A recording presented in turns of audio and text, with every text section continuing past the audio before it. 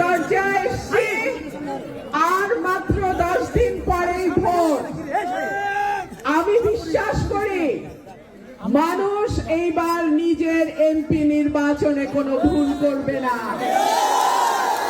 আমরা এমন এমপি নির্বাচিত করতে চাই যে এমপি নির্বাচিত হলে মানুষকে মিথ্যা মামলা দিয়ে হয়রানি করবে না, মানুষের থেকে টাকা নিয়ে মামলায় নাম ঢুকাবে না, বালুর ব্যবসা, অবৈধ মাটির ব্যবসা করবে না। আমরা এমন এমপি করতে চাই যে দলের পদ পদবি ব্যবহার করে নিরীহ মানুষের উপরে কোন রকম জবরদস্তি করবে না।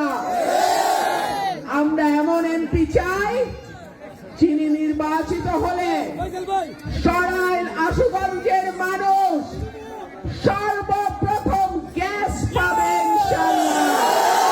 11 তারিখ বিকাল থেকে 12 তারিখ ভোট গণনা পর্যন্ত আমার ভাইয়েরা কেউ কেন্দ্র ছাড়বেন না। ফলাফল গণনা হবে, লিখা হবে, সই করবে, তারপরে আপনারা কেন্দ্র ছাড়বেন, তার আগে না। আর কেউ যদি ফাউল করার স্বপ্ন দেখে, হাঁস চুরির স্বপ্ন দেখে, হাঁসের ডিম খাওয়ার স্বপ্ন দেখে, উচিত জবাবটা দিয়ে দেবে। এখন থেকে 12 তারিখ পর্যন্ত মার্কা একটাই, জনতার মার্কা একটাই, সরাইল আশুগঞ্জের মার্কা একটাই। ইনশাআল্লাহ পরিবর্তনের সূচনা এই মাটি থেকেই শুরু হবে।